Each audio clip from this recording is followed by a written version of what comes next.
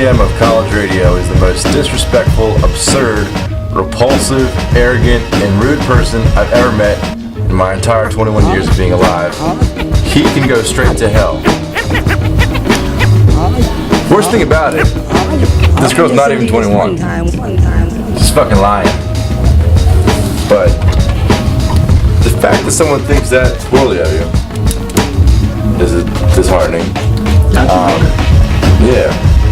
But this girl got fired a few days later after one of the interns found this, and she was gonna get fired anyway. It wasn't even because of this, but this made it so much easier. It's not like I'm afraid of firing people, but you always have to think about, like, are you sure you're doing the right thing? And when Jesse showed me this, like, I was sold.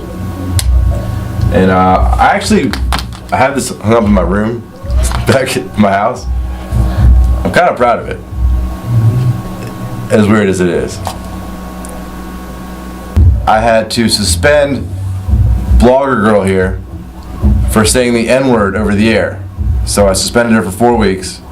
And she was on the path to become a manager eventually. So I told her she can't come to management meetings anymore. She's only a DJ, and she just suspended for 4 weeks. So then she came back, and then this semester, there was a whole debacle about how we're trying to pay our DJs and how we had contracts, and she got her lawyer involved, and it was just another string of problems caused by this girl.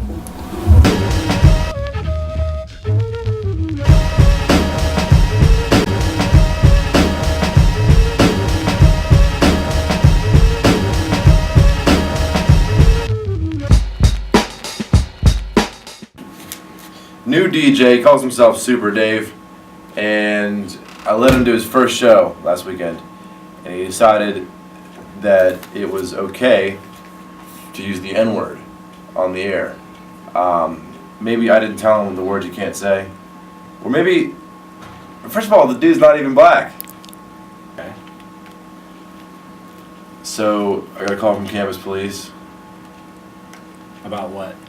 They're big fans of the station. Okay. Since we don't play commercials. Alright. Just so you know. What's this about? Did you say anything on the air that you might Might have what? Like be what? concerned about? What? Did you say the N-word The N-word?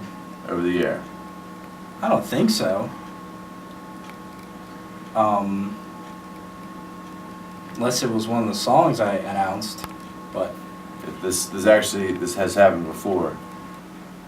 The last time this happened, the girl tried to tell me that it was a Freudian slip.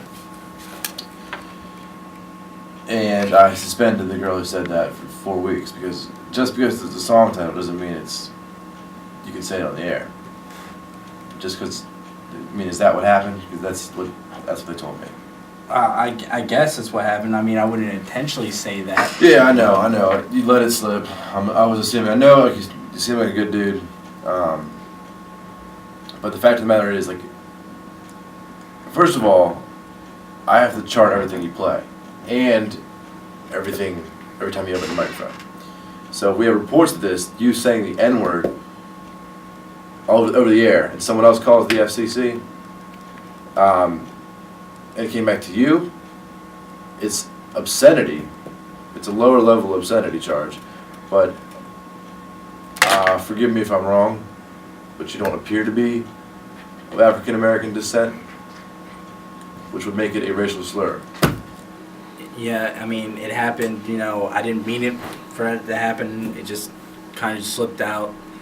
I am sorry. I'm going to have to take the punishment, But what we do here when this happens, like, you did your whole training, and let's have it on your first show, which is, a little bit alarming to me.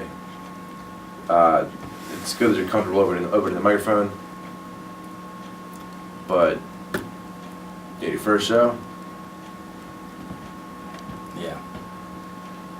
So what I need you to do is not do you're suspended from your show for 4 weeks, and I need you to restart your shadowing? If I have to go and be suspended for 4 weeks and do shadowing again, that's fine. I'll have to do that. All right, man. Well, thank you for taking it so well. That's the biggest thing for me. What I would encourage you to do, man. I know you're good to do. Just learn from this. Practice with the primetime DJs, and then come back 5 weeks from now.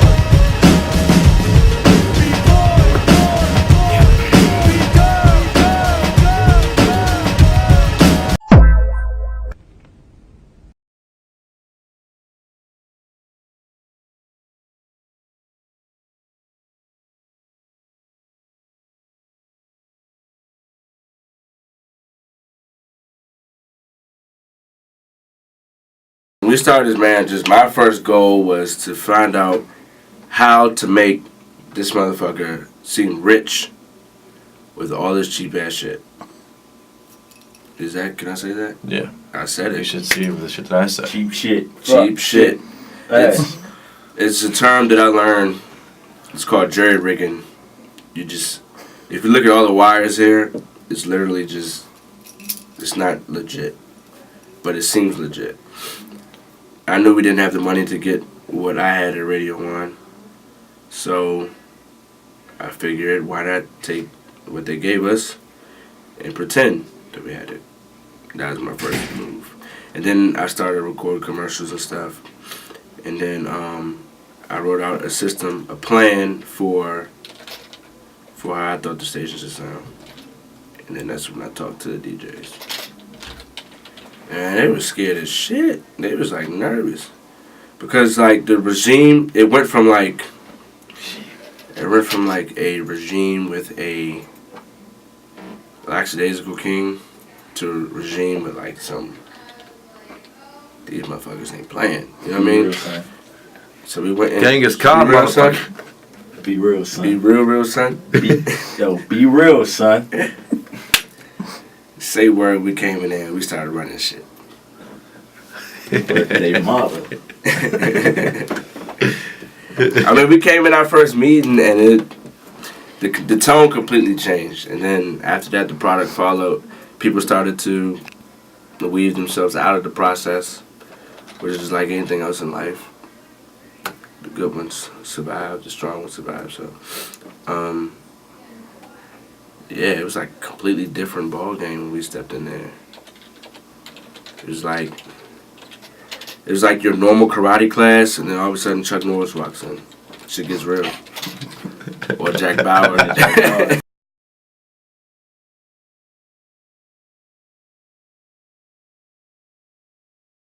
Started out as an on-air personality, and back then the station was not really where it was today. We would kind of mess around, play like the Pokemon theme song, a lot of metal and stuff, because the radio was just that kind of disorganized. Last year kind of became more structured. This year became operations manager, operations director rather, but as a type of the man.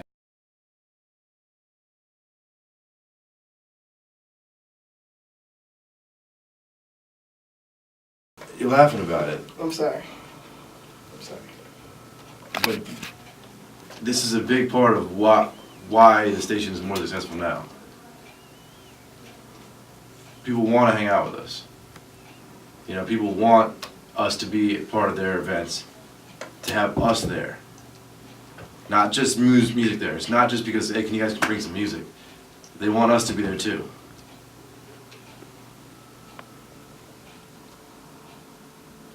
I need you guys to understand that. Of course. Like when I give you when I tell you, man, like, don't talk about band camp. And then you're, oh, I'm always talking about band camp. I'm not worried about that. Subjects. It's fucking dumb. I'll tell you, like what was it yesterday? I'm like, Zach, don't run like that. You look really dumb when you did that. I know you may not think that. It's weird to talk about it, but like little things just to keep the image where it is. And I hate being about image, but it's important to a radio station. Yeah, life's about image. It makes us more marketable if you want to put it in your terms. Frank, I tell you not to wear a suit on a first date. Next time you go on a first date, what are you going to wear? Fuck no. Not a suit. You're what, 19 years old and you apparently own 2 suits? 3. I freaking went to formal last week. 23 and I own 0 suits. I have 3 suits too, but I'm just a boss. You like wear them for business presentations and shit. I have no reason to. And that's up all the time. Wanting to know what's going on. Like, if we're going to the bar, they want to be there. You know what I mean? Of course. People see him and I walk around campus, they think those guys are fucking cool. Even if they don't know who we are. If these guys are always walking around together, having a good time, exuding swag, or confidence, or I don't know what it is. No. But Mojo. people like it when they see us, and that is what we want to do. We don't want you guys to start turning into a bunch of fucking hermits. Never.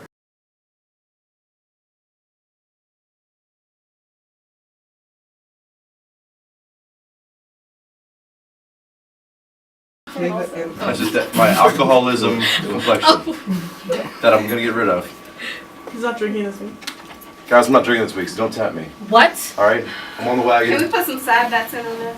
Yeah, I'll pass the calendar around to everyone. Side bets. I give them Don't to the invite me to the bar or to your apartments or wherever it is you hang out Except for Sure, Friday. you'll find a way. till anyway. next Sunday. Except for I Friday, will though, be right? the devil and a half. Question. I worked on Friday night. I'm gonna just make you a drink and hand it to you. And no mo. Won't be. I probably won't have a hickey if I don't drink. Yeah, it'll be one or the other. Yeah. Lord only knows. I only make out with drunk girls.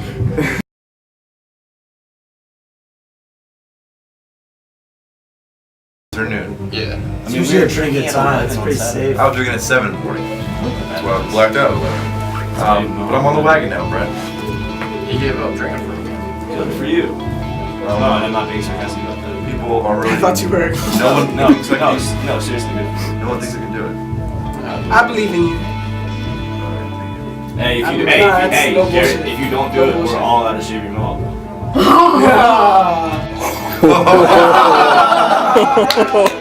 Oh,